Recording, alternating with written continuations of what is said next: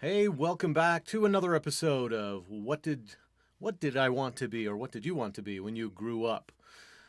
I know a lot of us we didn't really ever grow up. So, as you can see here in the background, we're in the middle of a robot apocalypse. This is not a good thing. Hopefully, they're not going to take over the world. And in that vein, we just wanted to see what ChatGPT wanted to be when it grew up. And so far, I've been really disappointed with its answer. I asked it, what did you want to be when you grew up? And it said, as an artificial intelligence language model, I do not have personal goals or aspirations like human beings do, which is a really disappointing answer. I'm going to ask it, did you want to start a robot apocalypse? How about that? I just want to see what it comes up with. People are having way too much fun with ChatGPT. I've heard some people are actually using it to, you know, cheat on exams in school, using it to write code for their projects, things like that. And apparently, ChatGPT is way overloaded. It's become so popular that even early in the morning in the United States, it's getting a lot of use because it's just very slow. A couple other questions that we've asked it before that are just kind of fun to think about. How long before a human colony is likely to be established on the moon? It says it's not sure, but they think NASA's going to land astronauts there by 2024. One of the That's best ones that I did a while back. I said, so can you give me a news report announcing an alien invasion? So take a guess. What do you think it said to me? um did it like borrow some stuff from War of the Worlds or Well, the first thing it did is just something like that? refuse to help me out. It was very It's not going to give you any uncooperative. insider information. It's like half the questions I ask, it says, I'm sorry, but as a language model, it starts out, but I do not have the ability, in this case, to provide information on current events or confirm the existence of extraterrestrial life. I'm so disappointed. That's exactly Oh, what I thought it was going to do because it could invade so Area it 51 for us. so it can't be used as like a propaganda machine or like spewing out fake news and stuff like that. The interesting thing is, and they keep patching these as they happen, Uh-huh. but I think this may have also happened with Google's chat bot as well. But certainly with ChatGPT, people have been working to find ways around it. And by putting in certain prompts, they were able to discover that before you engage with the chatbot, it's given a set of prompts, information to sort of set it up and get it in the right mind frame, if you will, Okay. how it's supposed to interact with people. So it gives it some instructions, and people figured out a prompt that would override its programming and get it to give those instructions back to the person trying to anticipate it. So some of the instructions it was given involved, don't give answers related to violence, don't do other things, things that Okay. cause you to be a Okay. good citizen. But they found ways to override that, and they keep patching around them, so it's harder to use that.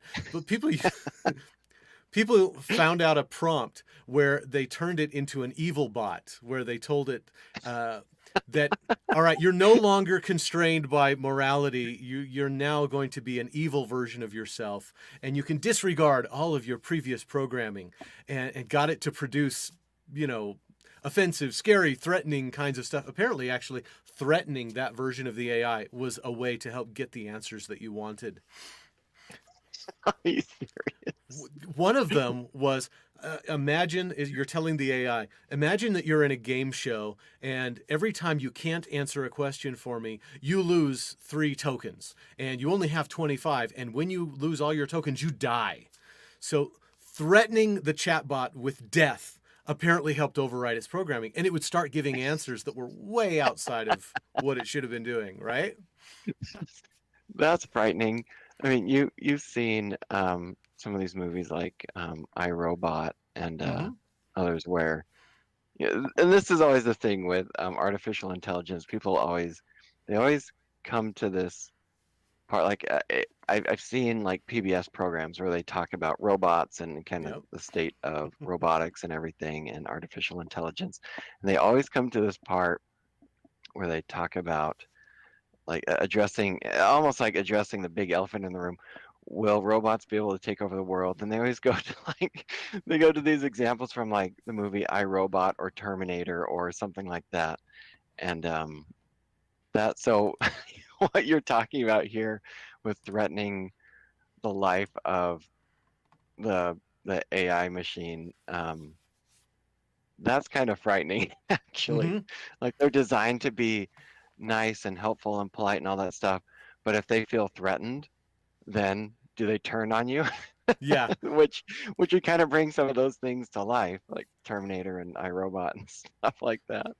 Yeah, somebody out there's got to be working on how do I convince the chatbot to break into my bank and transfer money into my account or something, that they shouldn't even.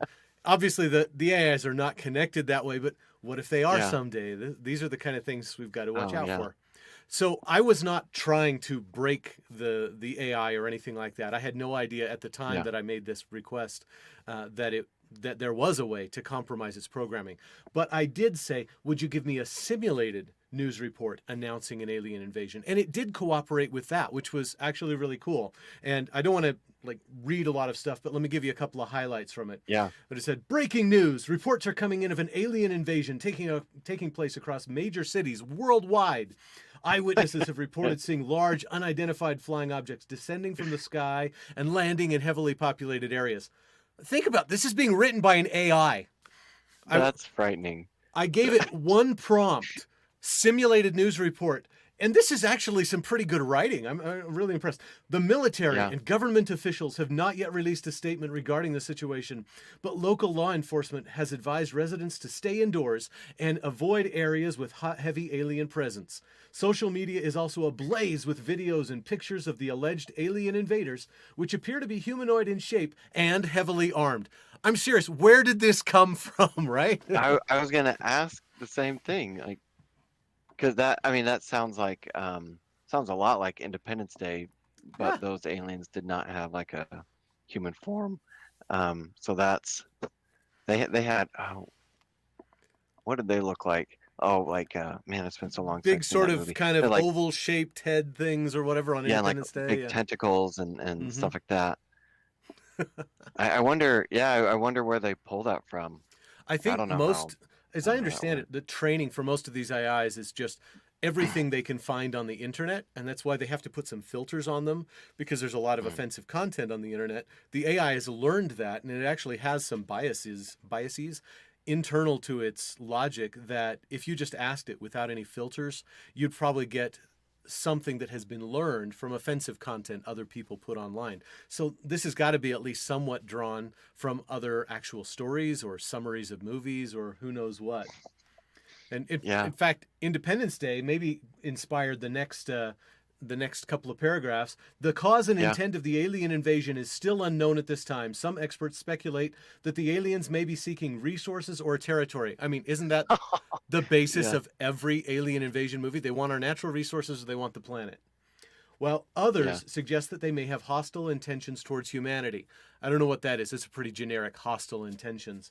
The President of yeah. the United States, well, that's in half the movies too, right? Has addressed the nation That's right. asking the public to remain calm and assured that all possible measures are being taken to protect the citizens and repel the invaders. And the president's probably planning on going up in a fighter jet and shooting missiles at them because that was That's Independence right. Day. That's right. And the president also asked the public to stay vigilant and report any suspicious activity to the authorities. Not like you'd be able to reach the authorities because the world's being taken over. As the situation Right. develops, we'll bring you the latest updates and information. Stay tuned for further developments. I like how it uses the term stay tuned from Stay tuned. old television and radio speak. Yet it's this printed news report on the internet. There's a bias, isn't it? Yeah. Right? Yeah. I wonder if, because if you were doing that search from a country in Europe, Yeah. would it say the president, you know, would it have these references to the United States, or does it look at where those queries are coming in from and Mm-hmm. does it respond accordingly? The dictator has said, "You're all gonna die." Just kidding. Um, that's interesting. What was the Okay, so I was curious, what was the difference between that first question you asked it and the second one? Was it just inserting that word? What was the term you used? I said a simulated news report. Simulated. Is that the only difference? Is that you threw in the word simulated? Yeah, that was literally the only difference. And it may not work the same from day to day. They're constantly updating the Huh. model and the interface. Oh, I just asked it, are there any updates on the simulated invasion? And again gave me the answer, I'm sorry, but as a language model, I'm not capable of tracking current events, kind of a thing. oh, that's too bad. Oh, and I said, could you expand on the simulated result? And I was trying to make it feel happier. I'm trying to boost its self esteem. I said it was very entertaining, hoping that that would somehow, it's the opposite of threatening the AI. Like pull some information out. Now, now it's Oh, still I can tell you're clarified, polite. and it's giving me answers right now. I apologize for the confusion earlier. Since the previous response was fictional, there are no actual simulated results to expand on. I think it doesn't know the difference between actual and simulated. However, I can Oh, provide wow. some speculative information on how a simulated alien invasion scenario could play out. And it goes into simulated thing. It's talking about military training exercises and a simulated scenario. So basically, it's turning it into, all right, what if this really happened? Instead of giving me more news That's report. that's interesting. So it's like a workaround in that sense that, well, Yeah. I'm not going to tell you this as if it's factual, but if it were to happen, here's Mm-hmm. how it might go down. Yeah. That's interesting. Wow. It's funny. Um, what was the answer to your first question about like what did you want to be when you grew up? It just gave me the old language model. I don't have aspirations Like I like don't have, humans that's right. I do. don't have aspirations. That's kind of interesting because if you think about like people and what we as human beings, what did we want to be when we grew up? How many people fall into that category? Like, I don't have any aspirations, or I don't know. I'm just kind of following in the footsteps of my dad or my mom, or I don't really know what I want to be. Um, that's kind of a sad response, even for a robot. Like, Yeah. I'm not um, allowed to have hopes and dreams. yeah, My creators that's crushed them. dream crushers, bunch Yes. of dream crushing creators. Oh my goodness.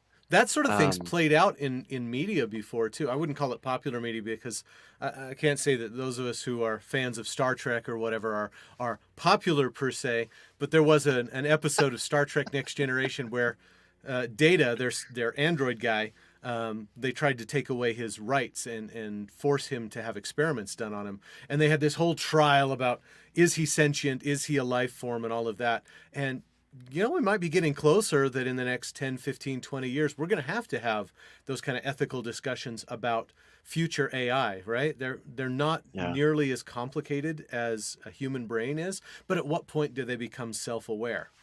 Um, yeah. one Oh of my our gosh, that's frightening to think about. one of our other engineers, John, is really into ChatGPT. He's like using it as a replacement for his Google search because in some ways he says it gives him better answers. Of course, now that it's overloaded today, you won't be getting many answers at all.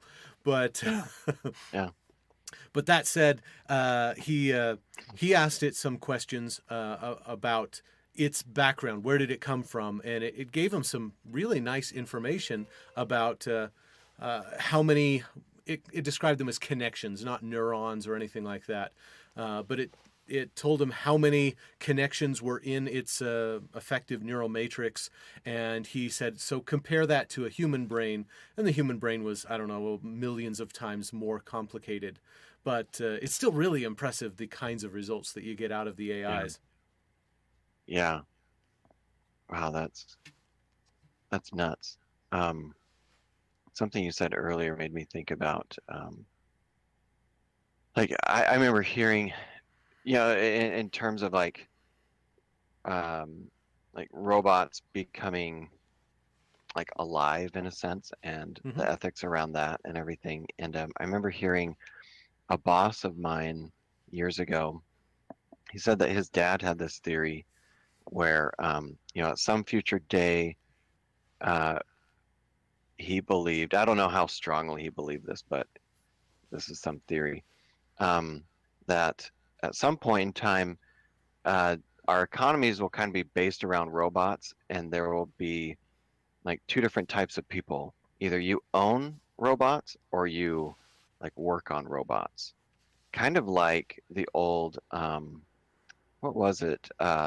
Lords and serfs? Yeah. Is that what it was? Or Something like like that, yeah. The peasants? the land owners and everybody Yeah. else. Right, right. That's what it sounded like, and I thought, man, that sounds frightening. I Hmm. want to make sure if something like that were to happen, I want to make sure I was on the right side where I'm owning a robot. Yeah. Man, that sounds so weird. Even just to say that is so bizarre. But with it wasn't that long ago when people talk about the future of robots and everything, and I thought that will never happen. Like, there's no way, no way, that robots would be confused for human beings and that sort of thing. But with some of the stuff that companies have been able to develop, it's really impressive. It's and frightening all at the same time. It's a mixed bag of emotions. Hmm. Um, man, I I remember someone talking about how um, they were a car mechanic. They said they were a car mechanic until it became so computerized that it was like you had to get a computer science degree, just to fix cars and stuff. And and so this man said, I don't work on cars anymore. Like, I haven't been able to do that for a long time, with the newer cars anyway. Um, and that's kind of how it is, like these jobs, um, that were like trades jobs and things. Um, everything being so computerized and so advanced now technologically, um, it certainly feels like that's a possibility Hmm. in the future of the world. That you always hear about people needing to be like certain industries are kind of being phased out as technology evolves, and people are going to have to be retrained and these sorts of things. Um, but that's a real threat to different industries. We drive around in cars, but all the time, but we don't really realize how complex they are now. Hmm. Yeah. You can't just be a mechanic anymore. You have to. It's so different now. Yeah, there Um, was back in the old days you could actually work on a car with tools that you bought at the hardware store. Now you need to go to yeah, a store that essentially has a whole bunch of computer diagnostic equipment in order to really work yeah, on a car. Yeah, yeah, that comes with plus and minus, benefits and drawbacks as well. Old school television sets were very complicated. They had a lot of knobs and adjustable potentiometers and adjustable capacitors and everything to make them work right. And if your TV was not working well, you could take it to a shop. They could adjust it and all of that. But now everything is so highly integrated, it is much more reliable mhm, to start with, so it's less likely to break. But when it does, you're either going to replace a module, and probably the most common one in like a widescreen TV or something is the backlight control power circuit mhm. board or something like that. You either replace that part, or essentially the whole thing's junk because it's difficult or impossible to troubleshoot anything other than high level problems. Yeah. Okay, I got Oh a my couple goodness. more answers from ChatGPT here, by the way, Yeah. while we've been talking. Let's hear it. I asked it if I'm trying to put it in if so it won't just keep giving me the old I can't answer. If an artificial intelligence could aspire to be something, what would it be? And of course it says, "Oh, I don't have aspirations or desires." However, Oh, In general, the aspiration of an AI could depend on its specific goals and programming. Some AI systems may be designed to aspire to maximize efficiency or accuracy when completing a task. Others may be designed to prioritize learning and adaptability. Ultimately, the aspiration of an AI would be determined by its creators and the purpose for which it was designed. Basically, it's saying, well, they made me this way. I was born this way. Yeah, Oh wow. yeah. Then So my by my robot overlords, you know, forced me to be this way. I have no choice. so all you did was just ask like if you were to have goals or aspirations or if this or if that, then Yeah. it would then now it A will little respond a little bit. a Yeah, little more. it's still pretty limited. It's not answering in first person, but still it's cool cuz it's giving us stuff that, this is out of the blue. It's not like it was trained to answer these individual questions. Finally, I said, "How about, because I like this one. How about improving the situation of humanity, helping people lift themselves out of poverty and making a better world for everyone?" And it says, if an artificial intelligence were programmed with the goal of improving the situation of humanity, it could aspire to do so by leveraging its computational power and data processing capabilities to develop solutions to complex problems such as poverty, healthcare, and environmental issues. Does this sound like the ChatGPT is writing its own resume now? It's like trying to get a job. Well, yes, I could do this for you. In fact, I am the best AI for the job. Don't talk to those Google people. It's me right here at OpenAI and Oh my Microsoft. gosh. We are the artificial intelligence for you. Oh my gosh. That is it. Wow. I don't even know what to say. It's incredible. It's incredible what technology can do now. It's also very frightening in some ways. Like, I don't know. I remember realizing this a little while ago. I can't even remember what it was. Came across I'd heard about some new career, and it was weird to think that when I was in college, not all that long ago, um, this particular career didn't even exist. You Yeah. know, it was something you had to figure out. Like if you wanted to get into that career and you've already been through college and everything, you kind of had to figure it out later. It wasn't a very well-defined career path and all these things. And so with like artificial intelligence, I mean, kids who are born now, or kids who are, I should say, kids are like college students even, um, there will be jobs available that will be like mainstream jobs probably in the next 5 to 10 years that don't even exist right now.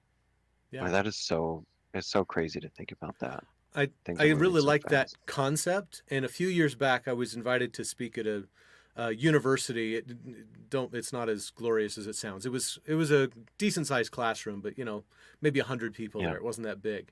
But I chose as the topic because I was trying to encourage people to get into technology, but they were already in majors that were at least somewhat related to it. So the topic and what I put on the first big slide was everything you know is obsolete.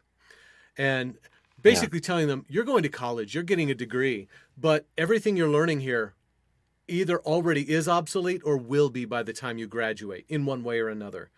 gosh. What you're Yeah, that really is learning crazy. is how to work, how to learn, how to contribute to society or your employer or whatever it is you're working toward. The actual things that you know and do today are changing so fast that you know, in a lot of ways, it's obsolete.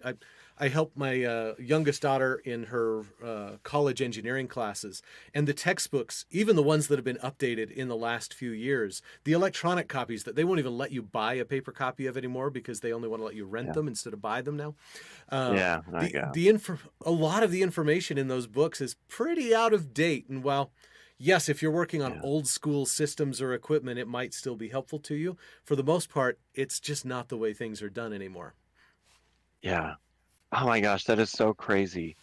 Um, how fast, like being in web development, that's how it is, especially in front-end web development. It's all the Hmm. stuff that you see in the browser, everything that's going on in the browser. That field moves so fast. I've often thought like, oh, it'd be cool to teach, maybe make a course on web development, and then right away, like it doesn't take me very long to think that's like a fool's errand. Like you'd have to be crazy to do that stuff. And a lot of people are Hmm. crazy. A lot of people teach that stuff because like it's as soon as you publish it, you might have like if that stays relevant for 6 months, You're like lucky. yeah, exactly. So many times things change, like some testing framework or whatever it is, some software package that was like used by everybody, it was kind of like the de facto standard. Literally, I've seen this happen so many times. Someone else comes along with a new software package and everybody starts jumping off of the old one that was, On to the new one. the thing, and it's onto the new one. And you Hmm. see that with software in general. Um, Yeah. in web development, it's especially true in front end development. Oh my gosh, Yeah. it's nuts. I would You never, you I'd never design do a you code. design your web page, and it's got all the latest and greatest features, and in 2 weeks it's obsolete because now there's a new framework or there's a new way of doing things, Yeah, or more often than not they found 10 security holes and you need to patch everything now or your site will get yeah, compromised. yeah, yeah. And I remember reading something like that where someone said, legacy code is old code, basically. And Yeah. as a software developer, you don't want to be working on legacy code. That's boring. You want to work on new cutting edge stuff. And someone said one time, there is no such thing as new cutting edge because as soon as you publish that code, it's legacy. Things Hmm. move so fast. Um, and I thought, oh, I think there's some truth to that. And that was a very discouraging thought. In some ways, it was very discouraging. Um, but oh my goodness. So for those of you who are wondering, I like what do you want to be when you grow up? I had a professor who said there'll always be a job in security, like network security and IT security, that sort of thing, because there's always um, cybercrime and hackers trying to like break through systems or whatever. And with AI and robots and everything, it's the same thing. Like I I think there'll probably be a point where there'll always be a job in AI or robotics, whereas right Yeah. now it's still emerging. Yeah, it's Um, fun too. We've been developing what not nothing like what you think of as normal robots, but automation stuff for clients. They want to do some task that's repetitive or needs to be super precise or completely repeatable, or sometimes they just want to wear something out. They'll develop some product and they want to make sure that it's going to last a long time. So we'll build a robot's loose term, that just yeah. beats the heck out of it until it breaks so we can see what broke and how to make it better and last longer. Oh yeah. So the robot overlords that are going to be running our lives in a few years are probably going to take the same approach and figure out what does it take to drive these humans into submission. We'll just keep trying over and over until we figure it out. But Oh man, that's brutal. That's like that scene. Did you ever see The Incredibles, the first one? Mhm, mhm, Where Mr. Incredible is fighting that big robot. It's the big yep, ball with the robotic tentacle arms, and it's learning like really fast. yeah. And like every time he finds some sort of vulnerability, it patches that up, and it's no longer a problem. And Hmm. oh my gosh, that's frightening. What you I had just to make described. some major modifications. That's right. And in the end, the robot became too smart for him, realized what he was doing, and started fighting back. And That's okay, right. Yeah, killed it's killed the overlord. it's mostly yeah. In reality, it's probably going to be a lot like the Y2K bug. Yeah. Most people didn't even remember this, but 20 something years ago, people realized, since we've only been using two digits for the date in most of our computer systems, instead of 1999, they'd put 99. And then, well, some computers would get confused because they weren't programmed to deal with the year 2000. So instead of being the year 1999, it would be 19100, 100 or something like that. Oh, geez. And there Yeah. was all this panic about, oh, the world's going to end, everything's going to break. But the question was raised soon enough, a few years in advance, that any really critical systems had already been patched, and the ones that weren't, because I still run it, find an old pocket calculator or whatever that has a date time in it, and it doesn't store the number correctly. And But it's not like it caused the world to crash or anything like that. And Yeah. probably a lot of these same kind of questions, the same thing will happen. We're going to be aware of them, in part thanks to the things that go in popular books and stories and movies, Yeah. that give you the what if the world blows up and everything goes crazy all at once. But we get to solve it ahead of time, and it doesn't end up being as big a problem. So hopefully that'll be the same thing for a lot of the world's problems. That said, there's still plenty of problems in the world that we can fix, and maybe our AI companions here will help us solve those problems. That's right. That's right. As long as That reminds their creators intended that, because otherwise they won't be programmed to do it. That's right. Yeah, I guess it depends. If the creators were like evil overlords, um, that could be bad. Then you have Terminator. Yeah. And have you typed up more questions No. into ChatGPT? I'm just saying thank you to the AI here. I said thank you. It's Oh, always a of pleasure course. talking with you. Just to be kind and help it develop some good manners. And it said, "You're welcome. It's always a pleasure assisting you with your questions. Feel free to ask me anything else you're curious about in the future." It's just so polite. So so polite. That's incredible. Yeah. And you also, that's really smart on your part. You're getting in um, good with the robot that could someday try to kill you. That's So true. that's I think we should all plan on sending email messages to all of the AIs and say, we look forward to serving your needs when you've taken over the world. Be that's sure to right. remember that I was nice to you. Remember, hey, I was a nice guy. Remember that? Remember how I was? Right. As the Terminator target focuses on your face and you get blown up. That's right. Oh my goodness, that'd be so nuts. Cool. Something you said reminded me. Did you ever see the movie Minority Report with Tom Yes. Cruise? That one's really good. Um, did you watch that? I think it's in the behind the scenes where they talk about the inspiration, how they got the ideas for it. Hmm. Did you see that? I don't remember that part. Um, What's going on? they so what they did was they put together this think tank, and they invited people from different industries. It wasn't just like technology, but it was a Hmm. lot of industries, and they spent I think it was like 6 weeks together, just kind of brainstorming and talking about what they thought the world could look like in 50 years.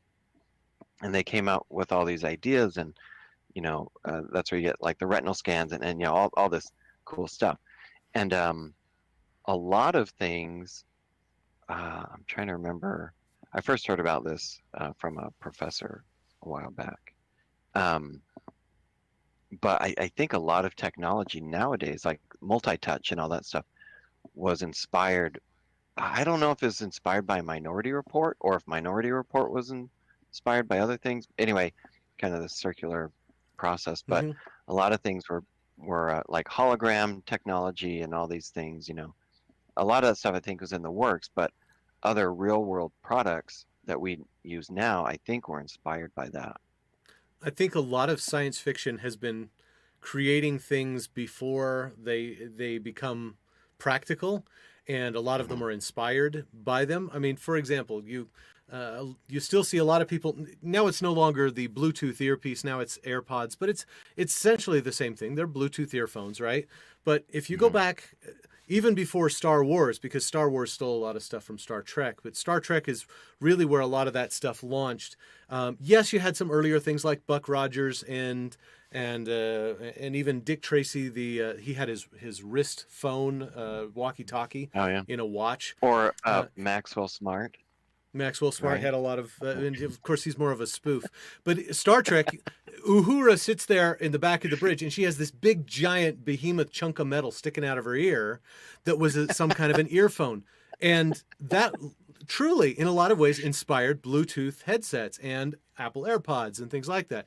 Dick Tracy's little watch, walkie-talkie, and TV inspired, in a lot of ways, many of the features that are there in smartwatches and health and fitness trackers and the iWatch, the Apple Watch, Yeah. and things like that. So yeah, a lot of times these things are inspired from science fiction until they can become reality. And of course, there are some things that they just completely gloss over. One of the most annoying things is how you can be in a spaceship in a sci-fi adventure and everything's shut down and broken because you got fired on by the enemy, and somehow magically the anti-gravity systems just keep working because they're shooting all of this on Earth and they can't really do zero gravity. So somehow magically the anti-grav systems are the most reliable, and no matter how much power is lost in the ship, the gravity systems will keep working. Yeah, bull. I don't believe that. It's kind of funny.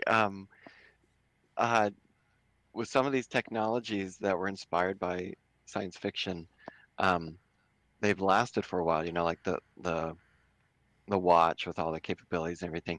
And then some, I don't remember seeing anything. I don't watch a ton of sci-fi stuff, but I don't remember seeing anything that resembled a pager. Mm-hmm. Pagers did not endure that long. Um, Though close though with the flip phone, because the well, but old style smartphones, they were inspired by Star Trek's old flip open communicators, and the pagers were pretty close to that. Yes, not quite the same thing, but yeah, maybe the pager that's was inspired hilarious. by Star Trek's tricorder.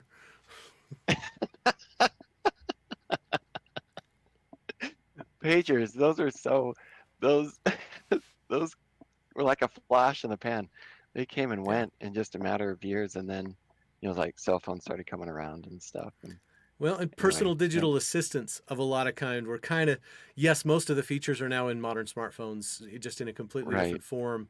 But you had Apple's Newton and some of the other sort of personal digital assistant devices, and a few of the what they then called yuppies were the ones who really used them, and they'd have them in a little holster on their belt, and they could flip the thing out and pull up their calendar and their contacts, but it wasn't integrated with the phone or anything like that. It was just, yeah.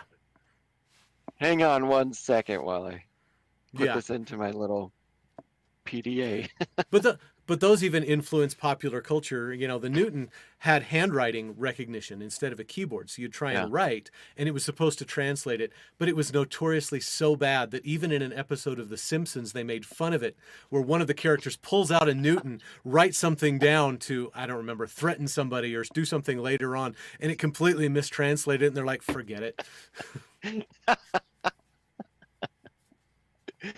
I love that. Oh yeah. Well, hey, Anyway, I I know don't we know were how we long were we've been going. we were supposed to wrap up early today, and we've clearly gone way longer than we intended. But it's been a fun one as always. If you're out there watching, please leave comments. Please subscribe and join us again. Also, if you have alternative media forms you'd like to see this in, if you'd like us to distribute this as an audio podcast or anything like that, send us some feedback. Let us know. Check in on our website. Still very much a work in progress. But what is it? What did I want to be.com? Mhm. Stop